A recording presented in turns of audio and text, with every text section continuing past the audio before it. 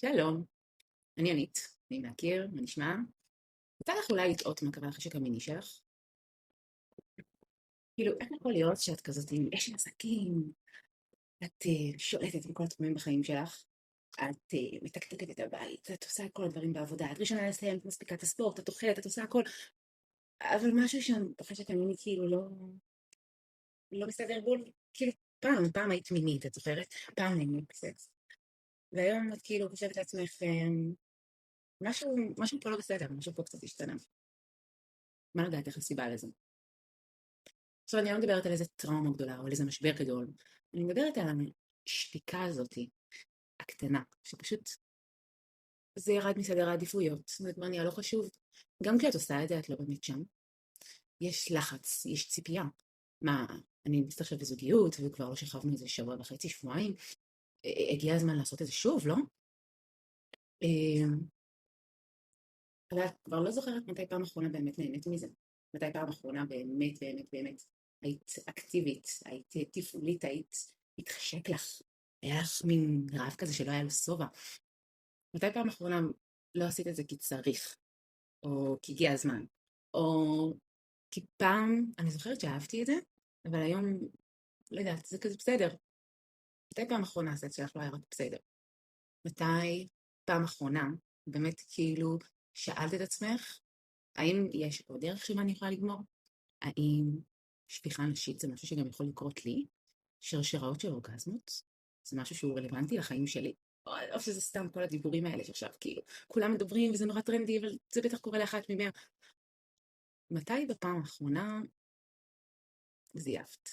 עכשיו זה כאילו כזה ביג נו נו, ולא מה פתאום, אני לא מזייפת, אני לא פה, אני לא שם. אבל אליי לפעמים, שזה כבר נמשך יותר מדי, ושהוא נורא צריך את הפידבק הזה ממני, והוא נורא רוצה להגיד, אני נורא רוצה להראות לו שאני נהנית, כי אני בסך הכל נהנית. זה פשוט לא מגיע לפיצוץ הזה שכולם מדברות עליו. אולי זה סתם יחסי ציבור, ואין איזה פיצוץ, כאילו אני זוכרת משהו מפעם, שהיה איזה פיצוץ, והיום זה קצת מעורפל לי בראש. אז בעצם מה שאני אומרת, זה שאת לא שכחת איך לעשות סקס, את לא מקולקלת, שום דבר לא בסדר, לא בסדר אצלך. את מושלמת, בוא נתחיל בזה, את פשוט מושלמת. אבל יכול להיות שאיבדת קצת קשר לגוף שלך. אולי הפסקת להקשיב לעצמך, אולי הפסקת לשים את עצמך בעדיפות. והסדרה הזאת בעצם המטרה שלה באמת היא, הקונספט שלה הוא בעצם להחזיר שליטה במיטה. ולמה אני קוראת לזה שליטה? כי אני אומרת, ברגע שאת מחזירה את השליטה במיטה, את תחזירי את השליטה גם בחיים שלך. כי תחשבי על זה רגע. בואי תעשי איתי רגע דמיון מודרך. את עכשיו עשית את הסקס של החיים שלך. סופר מחובר, סופר מענג, סופר מטריף חושים. את מתעוררת בבוקר, את גבוהה יותר באיזה כמה סנטימטרים. את הולכת עם הכתפיים אחורה, עם החיוך על הפנים, אנשים מתחילים לשאול אותך, תגידי, עשית משהו בפנים?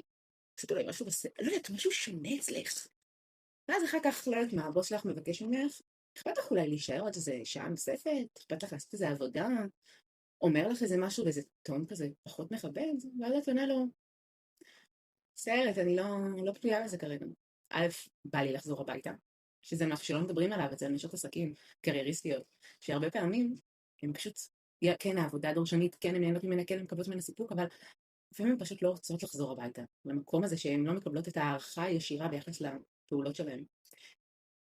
ואז את מתחילה לקבל החלטות בעוד תחומים בחיים, שהן קצת יותר עם כתפיים אחור. אז מה שיש לי להגיד לך, זה דבר ראשון שאת לא לבד. יש דרך אחרת, יש עולם אחר שם בחוץ, שום דבר לא תקין אצלך. כמו שאמרתי לך בהתחלה, את מושלמת. היי שוב. בסרטון הקודם שאלתי אותך מתי איבדת את החשק המיני. אולי חשבת על תשובה אחת, אבל האמת שאין פה תשובה אחת. החשק לא פשוט נעלם יום אחד. הוא נשחק, הוא נמחץ בין ציפיות, אכזבות, בין מה שהיה אמור להיות למה שבאמת קורה. ואני רוצה לשים את האצבע על משהו שאני מרגישה שכמעט אף אחד לא מדבר עליו. אנחנו חיות בעולם שבעצם מתגמל שליטה, מצוינות, הישגיות, צ'קליסט, צ'ק, צ'ק, צ'ק, צ'ק, צ'ק. ואז אנחנו לומדות להחזיק, אנחנו לומדות לבצע איזשהו תפקיד, לעשות רשימה, לעשות מטרה, לעמוד בזה, להיות מצוינת, להיות נורא בתוך המקום של להצליח, ומיניות או חיבור וכל מיני דברים כאלה, זה כאילו כבר יושב בקטגוריה קצת אחרת. כי בעצם זה דורש איזושהי התמסרות, איזשהו אובדן אגו, איזשהו מקום שבו את משחררת מהתפיסות, אם זה תפיסות לגבי איך שאת נראית, או תפיסות לגבי מה יגידו, או אפילו עוד פעם הצורך הזה להיות מצוינת, כי אין ציון במידה, זה לא עובד ככה. את או שטוב לך או שלא טוב לך, זה לא שידרגו אותך עכשיו בתור, סליחה, זיון המאה.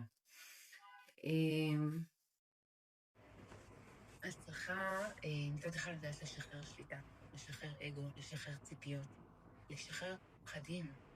ולפעמים אני מאמינה במשפט fake it until you make it, כי גם אם בהתחלה קצת תעמידי פנים שאת עושה את זה, אבל פשוט כאילו, תניחי את זה, תגידי לעצמך, לא, לא, לא, לא, לא, לא, צא לי מהראש. ואחר כך זה יהפוך להיות כבר הדיפולט שלך. לא, אני לא חושבת עכשיו על דברים. אני לא חושבת עכשיו על הורדתי את הילד בחוג, לא הורדתי את הילד בחוג, שכחתי להוציא את העוף, לא שכחתי להוציא את העוף. עכשיו יש לזה הסבר כאילו ביולוגי. נשים, הקליפה הקדמית של המוח שלהם בעצם, הקורטקס הקדמי, הוא בעצם כל הזמן בעבודה. והזמן היחיד שהוא בעצם לא בעבודה, זה בזמן שאנחנו חוות אורגזמה. להבדיל מגברים, שברגע שהם כבר נכנסים לעוררות מינית, אז זהו. אתם מכירים את המשפט? כשהזין עומד השכל בתחת? זה מגובה מחקרית. המזון הזה שאני מדברת עליו, זה בעצם כמה דקות שאת לוקחת לעצמך. ובדקות האלה את אולי נוגעת בעצמך, אולי את פשוט עושה מקלחת ארוכה ומתנתקת רגע מכל הדאגות, את מרפאת הגוף, את מניחת הציפיות בארון עם המצעים איפה שהן אמורות להיות, ואת פשוט טורפת את החיים, את עושה משהו מתוך איזשהו חשק ענק. אבל זה נורא קל להגיד את הדבר הזה, וזה קצת יותר קשה לעשות. עכשיו אני אומרת קשה לא כי אני לא חושבת שאת לא מסוגלת לעשות את זה, או לא כי אני לא חושבת שכל אחת יכולה לא מסוגלת לעשות את זה. אני פשוט חושבת שמצד אחד את צריכה לדעת לשחרר שליטה, את צריכה לדעת להתמסר, ומצד שני את צריכה גם לדעת לקחת שליטה. את צריכה להגיד בקול רם